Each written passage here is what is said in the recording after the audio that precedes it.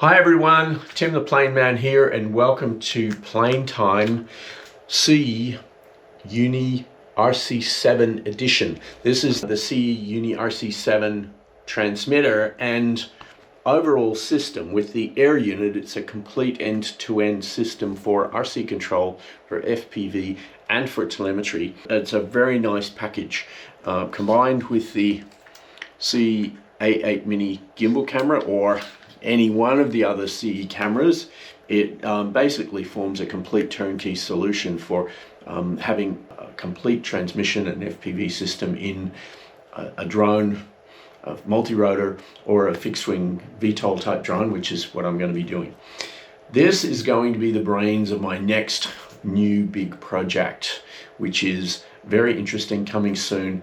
What I wanted to do is isolate that and talk about just the UniRC7 itself and how it connects together into an ArduPilot ecosystem and works really quite nicely when connected as designed. There's a lot of information about the SiYi system. This is the SiYi version, effectively the version 2 system that I'm going to be talking about. It has been through several iterations and much improvement over the last year or so since I first saw it demonstrated in Shenzhen, and this is the version 2 system. I'll talk about version 2, not so much about some of the things that have gone before, but where it's at now and what it's capable of, how to set it up, what the capabilities and features of it are, and what some of the options and things that you can do with it to configure it. I do want to point out that the system itself and the transmitter, one of the reasons why I really do like this transmitter is all of the switches. There are 1, 2, 3, 4, 5 configurable switches here, 8 switches along the bottom, for example, for using for flight modes, which I love. It has momentary switches or buttons on the side here, 3 position switches, 1 on each side, and dials and buttons on the back there, and also it has an extra joystick, not just the joystick for controlling the flight, but also a separate joystick here which can be used to control the camera. And all of these buttons are configurable in the interface, and we'll get to that as we go through it. So stay tuned as I walk through the basic configuration and the wiring and how that's done, how it's set up, controller itself, and you'll use UniGCS to configure the interface. But then if you want to basically operate the system as you're used to using, for example, QGroundControl, well, QGroundControl works, and I will demonstrate that too. It's actually fairly straightforward to configure that and get that running. So I'm going to explain how to plug everything together and get it working. Then I'm going to show it operational, and I'm going to show the complete end-to-end system on the bench so you can see how the UniRC7 system is configured and works. And then stick around for my next video where I'll be showing you how I install this in my next big project, which is coming soon, and a very, very interesting thing that I'm going to be doing with this UniRC7 system paired with ArduPilot and the Cube infrastructure running ArduPilot 4.6.2. So first, let's look at the wiring for the air unit and how it needs to be connected together. So what I have done, just to keep it simple, is I'm using a UniRC7 standard edition module. The real difference in terms of what you see on the bench with the standard edition versus the Pro edition is the antennas here. So on the standard edition there are 2 antennas, and that's 2.4 gigahertz radio system that it uses, and it still can do 2 to 4 kilometers range. I have tested it. But on the Pro edition there's another 2 antennas, and it has a 5.4 gigahertz radio band, and it has the ability to effectively use diversity between the 2 bands to get the best signal. But for this I'm just going to keep it simple, use the standard edition, and really the only difference is just a bunch more antenna wires, so it just messes up the picture. Otherwise, in terms of how it connects together and how all of these components work, there's no fundamental difference between the standard and the Pro edition. So the air unit has several connectors on each side. The first one, let's just get radio control out of the way. The way it works with radio control is S-Bus. So there's an S-Bus connector here, which is a simple 2-wire connector that has a JST-GH 2-wire plug that connects onto the side of the air unit here. That connects to RC in on the flight controller on the Cube Orange standard carrier board, or on any other ArduPilot standard flight controller. S-Bus in is pretty standard. It's very, very simple to get it to work. You plug in S-Bus, plug it in here. ArduPilot will auto detect that it's S-Bus, and you will have RC. That's very straightforward. The second connector that we have here is a UART connector. There's UART 1 connected here and UART 2 connected here. Now, for the simplest configuration, you don't actually need both UARTs connected. This could actually work, and it would work if there was only one UART coming from the air unit and connected to a telemetry port on the flight controller. The standard out-of-the-box cable comes with a 3-wire UART cable that connects to the air unit. So that's ground, transmit, and receive. And that connects to a standard 6-pin telemetry port on most ArduPilot flight controllers. If your flight controller has only a 4-pin UART port, then you'll need to terminate it with a 4-pin connector, but you only need to do those 3 wires. If you can see here, there is only 3 wires connected on that 6-pin header, and that connects to Telem1, Telem2, or it can also be connected to maybe one of the other UART ports on the flight controller if you configure them as UARTs. So that is how the connections work. And the only other thing that you need obviously is power. And so here I have, just for the purposes of demonstration on the bench, a standard power brick from QPilot, which has the power output going to the power supply on the carrier board. And what we also have is just basically with this connector here is I'm going to use a 6S power, and this will take 6S power in on the air unit, and I'll just be powering it through the power brick here with a splitter that gives the power to the air unit. So I'll fire this up to start with and then show you the configuration of the UART, because there's 3 things we need to do. The first one, RC control, well, you know, that's done. That's easy. S-Bus. The second one is telemetry. So we're getting telemetry via UART 1 into the control system, and then we will also connect UART 2 to provide a second telemetry link. And the reason why you want to do a second telemetry link is probably, for example, to run a connected PC. And I'll be doing that with Bluetooth, and it works best if you, in my experience, if you use Bluetooth to connect a PC to the ground unit, because if you use UDP, then the UDP feed to the RC7, they tend to conflict with each other because they haven't done any routing in the or splitting in the controller, which is the reason why you have 2 units. So let's fire it up and see how the air unit comes up connected to the ground station.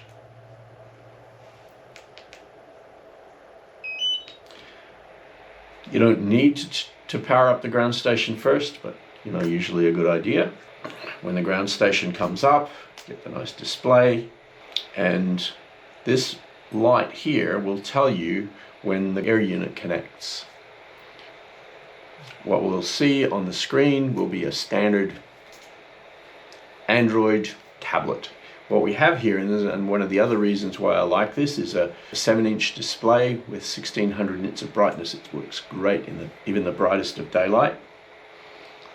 When the screen comes up, there's basically a standard Android display here, and what I can do and what I will do so you can see what's going on is I'll start recording the screen, and then I'll fire up the UniGCS ground station software that comes with the controller and that's designed, built, programmed by SiYi. Okay, so now we have the ground unit running. As maybe you can see, red light here, we have nothing connected. Let's connect the air unit and see what happens when we power that up.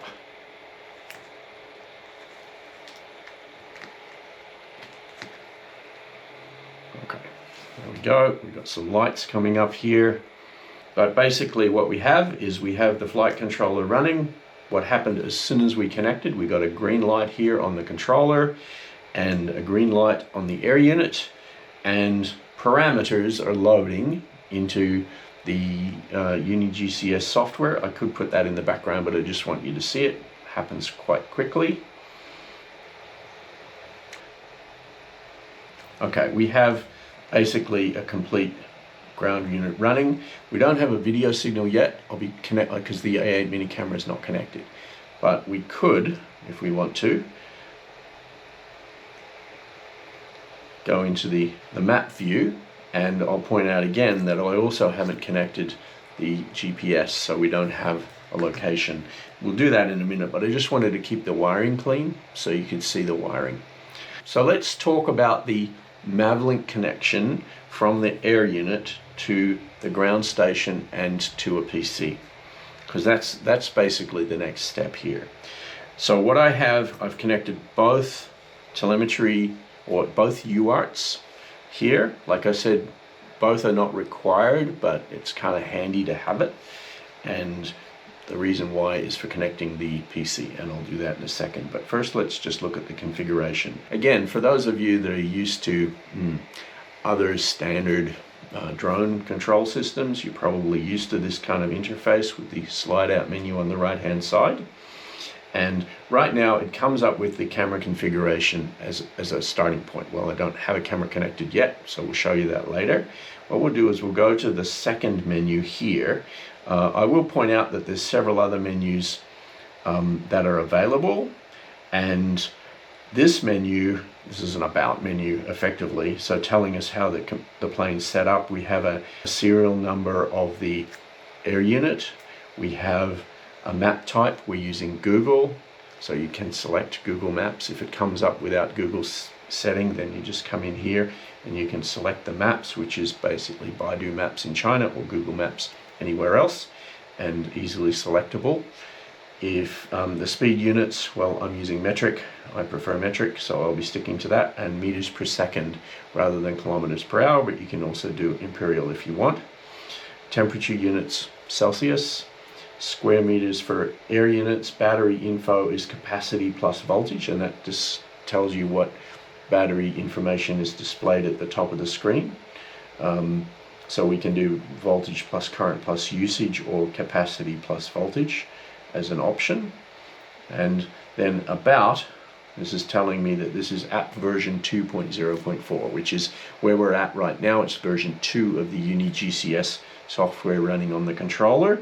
So that's the software itself. If I want to again go back to the menus and see what's going on with the rest of the software, I can go here, and this is a scrollable menu. So notice what I did was I went to this menu here, and then I scroll down. I can get to device info. This tells me the actual firmware is loaded on the air unit, the controller itself, and the FPV software, which is the video software that's installed as well. So RC software firmware version, this is on the controller, 2.0.8, the very latest version as I am making this video. The air unit firmware version is on here, 2.0.5, again the latest version. The Air Unit FPV firmware, which is the video software controller, we'll talk about that later, but it's very nice and significantly improves the low latency that we had seen on some of the video. It's very, very nice. And then the FPV firmware version on the controller itself, which receives the video signal, is 1.2.4. Now, there's a lot of information in here, and I'm going to be talking about this in sections in this video. So look for the channel markers down below to see which particular section you want. But what we're going to look at and focus on right now is data link. Data link gives us our connections between the air unit and the ground unit, and then potentially other systems like a PC. The way the data link works, it might seem a little confusing, but it's fairly straightforward once you get it. What we have is telemetry 1 on our flight controller connected to UART1 on our air unit. Well, that is defined by data link 1 here on the screen. So I have set data link 1 to baud rate 115,200, and we'll see in a second that that's how that's configured on the flight controller. By default, that comes as 57,600, which is very slow. But 115,200 it can do that. Oh, that is the UniRC7 can do that, of course, and it's twice as fast. So yeah, wouldn't that be good? The reality is that ArduPilot can support much higher serial baud rates, even without hardware flow control. Probably 900K is possible, and it would be nice, see, if you're listening, if you can increase the baud rate here, because ArduPilot can absolutely support baud rates at least 900K on a serial link, potentially faster. I mean, it'd be, depending on your hardware, it might be interesting to test that, but definitely it should be able to do much, much faster than 115,200. So what we have here is UDP flowing through telemetry 1. Now what that means is, it's not that we're running UDP over the wire here. On ArduPilot side, this is a serial port, and it's connected at 115,200 to the air unit. And what this UDP means is that once that MAVLink signal is sent across here to the air unit, then it will be a UDP feed that comes out the other end. UDP will be what the ground station software uses to connect and get telemetry from the air unit. And we'll see in a second how that will work with UniGCS, the ground station software provided by SiYi. It's also how QGroundControl would talk to the air unit as well. We'll see that in a second. The second data link, which is this cable here connected to telemetry 2 to the air unit, will come out here, and then it's set to Bluetooth. And that means that there is a Bluetooth module in here called Blue and then some number that you need to pair to your PC that will enable a Bluetooth connection, so that the PC running Mission Planner or QGroundControl will be able to get a MAVLink feed from the flight controller. It uses 2 separate UARTs to do that. It also means, though, that if you're just going to use the transmitter and you don't want it, or you don't need to have a separate ground station PC providing a second data feed, this second UART cable would be unnecessary. You wouldn't need it. You only need one to feed to the UniRC7 controller here. Now what I'll do is I'll just close that, and I'll fire up QGroundControl. Now QGroundControl is, again, waiting for video because I don't have a camera connected. But if I select this and I select the unit to connect to, I connect to the SiYi, you can see QGroundControl is now connecting via MAVLink to the flight controller. And we have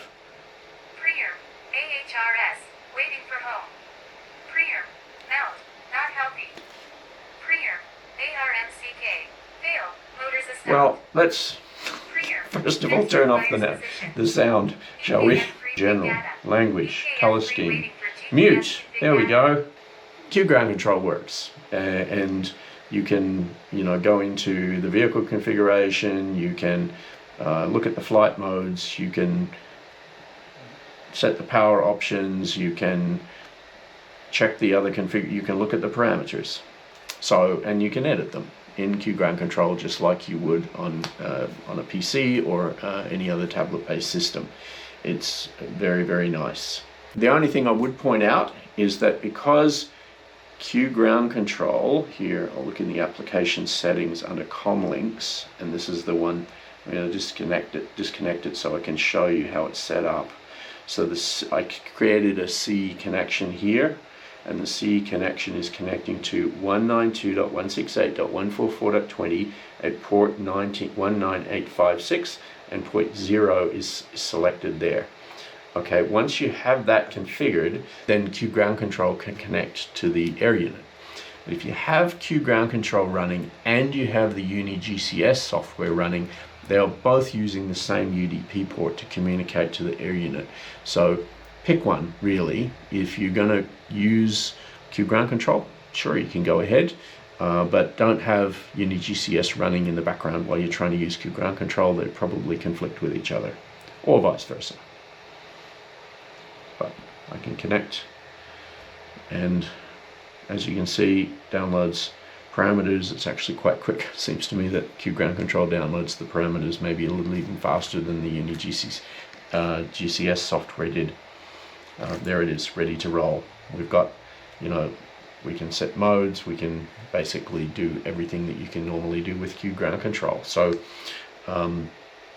that's the basic setup of the configuration here. I'm going to exit from that. Whoops, I'm going to exit from that and then go back into the UniGCS application just to show you one other thing about the data link, because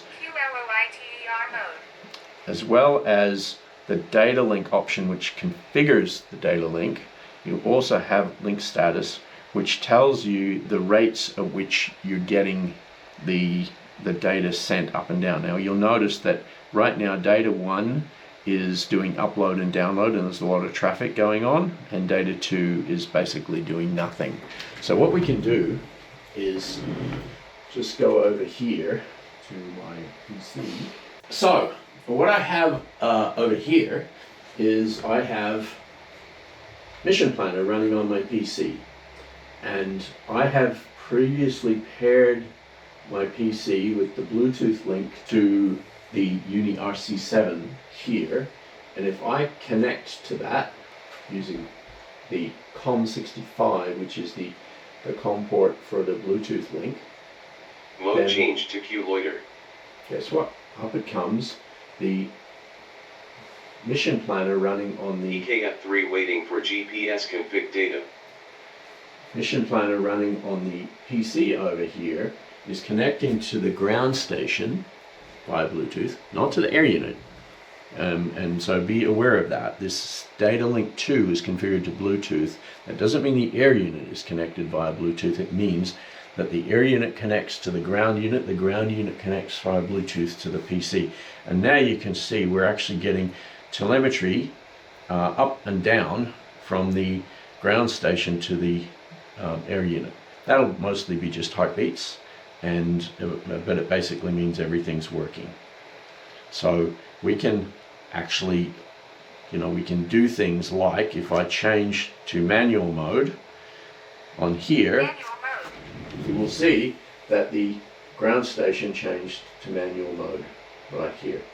So what we can do now running Mission Planner is we can connect to this COM port, which is showing as serial over Bluetooth link, because I previously paired my PC to the ground unit using Bluetooth. So if I connect to that at 115.200, it will connect. It's getting parameters really quite fast using MAVLink MAVFTP, and we can see the configuration, the parameters, the RC channel configuration under user parameters that I've configured for this. And also, I'll just quickly show you this because it's very relevant, is the serial port configuration for the ports to connect from the flight controller to via MAVLink to the ground station. So here what we have, if you remember, I have MAVLink serial port 1 connecting at 115.200, and so that's this serial port here, and that's what's feeding the UDP feed to the UniGCS software or to QGroundControl. And we have serial port number 2, and that's feeding here, which is actually the Bluetooth link that we're looking at, the software over here. What I also have set up is serial port 4 set up for the gimbal, and that will be, I'll configure that next and show you setting up the camera and getting the camera video coming through on here, and that will work because serial port 4 is set to 115.200 for the gimbal configuration. So straight away we have with 2 wires here for connection. One is optional for letting a ground station work. It works really nicely out of the field. You can have your controller, you can have your PC ground station working, potentially have a second person. And the only real thing is that the ground station is where the Bluetooth link comes from. So the PC needs to be within about 5 to 10 meters of the ground station, otherwise the Bluetooth link through to the ground station gets lost. Otherwise, there's other options with the Pro unit where you could connect the ground station using an Ethernet cable if you want to run it further away. You could also potentially run the hotspot on the ground station to get a connection through to the hotspot on the transmitter on the controller and connect the ground station to that. But one of the disadvantages of that is that we use the UDP link and you end up with a conflict. It works by keeping it as Bluetooth for the PC and UDP for the controller. You means you get 2 independent MAVLink connections, and they both can work independently of each other without any conflict, so it's much cleaner. Okay, I'm going to unplug the power for a second. All right, and what I'm going to do is I'm going to connect the A8 mini gimbal camera. So there's two wires required there. They come out of the box to connect the A8 mini gimbal camera to the air unit.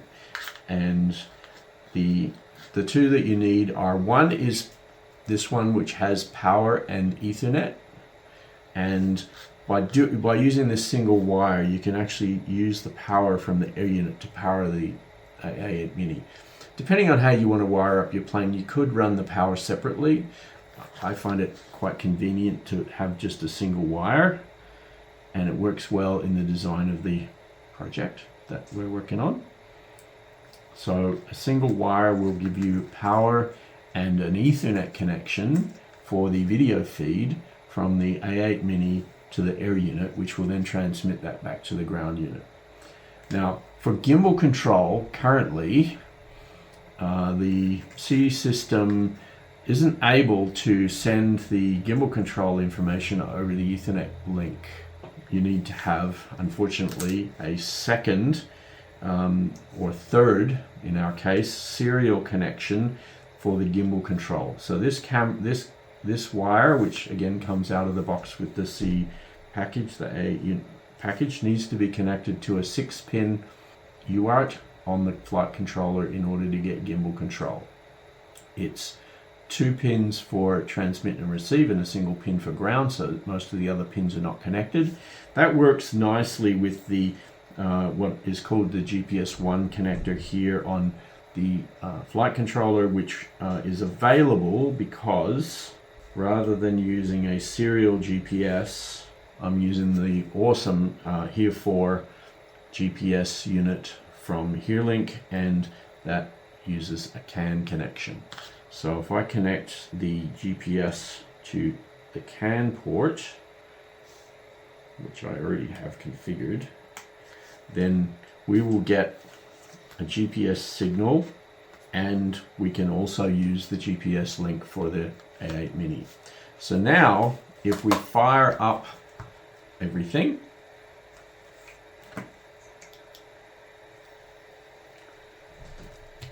if you saw, the A8 mini camera centered itself.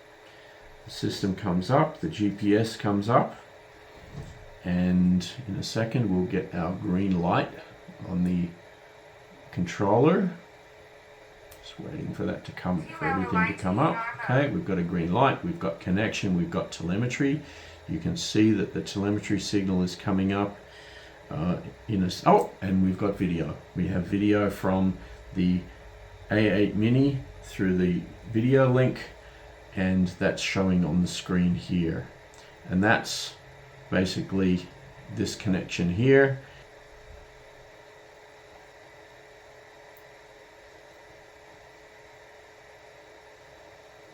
Okay, so now we've got the SiYi A8 mini camera selected there. Now what we will see in our data link status tab, that now we're getting a image download strength here as well. We're getting about 80k per second image download bit rate, 8.6 megabits per second, which is beautiful, a really solid feed. And to me, with a fixed wing plane, that would be quite flyable. I could fly with the video feed with that small amount of latency. The SiYi guys have done a lot of work on that with the new FPV firmware update that we've got. We now get very good latency on the video feed from the camera. I will also point out that I can move the little joystick here, and I can control the gimbal camera using this joystick, up and down, left and right, although it's also doable by dragging on the screen. I kind of find the gimbal, the joystick feed to be potentially more usable. So what did I need to do to make that work? Well, not much really. The configuration you just saw me do, the wiring you just saw me do, the SiYi A8 mini camera came up and starts transmitting telemetry, and it really works quite well. What we needed for the gimbal to work was we had to set up RC channels, and the way I did that was I set the RC channel for and I configured it on channel 9 and channel 10. Can pretty much be any channel you like. That is J5 and J6 on the flight controller there, and there you get a good view of the yaw capability of the camera. It can go all the way around. I think that's definitely way more than 180 degrees on the camera. It's a really nice camera. I really like the A8 mini camera. It has a very good picture as well. But the switches are all configured here on channels. So J4, J3, J2, J1, that's your controls here. Channel 5 I've left blank because I have something set up for arming. What I do is I have what I've called a interlock. So if I turn that switch on there, that basically I set channel 6 up to be in ArduPilot terms, it's called emergency stop arm. So by default, we switch down, the motors are emergency stopped, so you can't arm. And even if I switch that switch, which is switch A, nothing will happen unless I also hold down switch B. Notice that motors came on as well, and I cleared the motors emergency stop. Okay, the flight modes are on channel 8, and that switches flight modes. Channel 9 and 10 are these switches here, and then switch B is this one here. Well, it's available right now. L1 and L2 I have set up for a light, a flashlight that I have on here, and then R1, R2 and R3 are currently set as momentary switches. And the very interesting thing about this whole configuration of the switches on the controller is that under buttons and dials, you can actually change how each one of those switches works. So if I wanted to go and change R1, for example, to be not a momentary switch, but a fixed switch, if I go and look at how R1 works, it now became a two-position switch, basically a locking switch.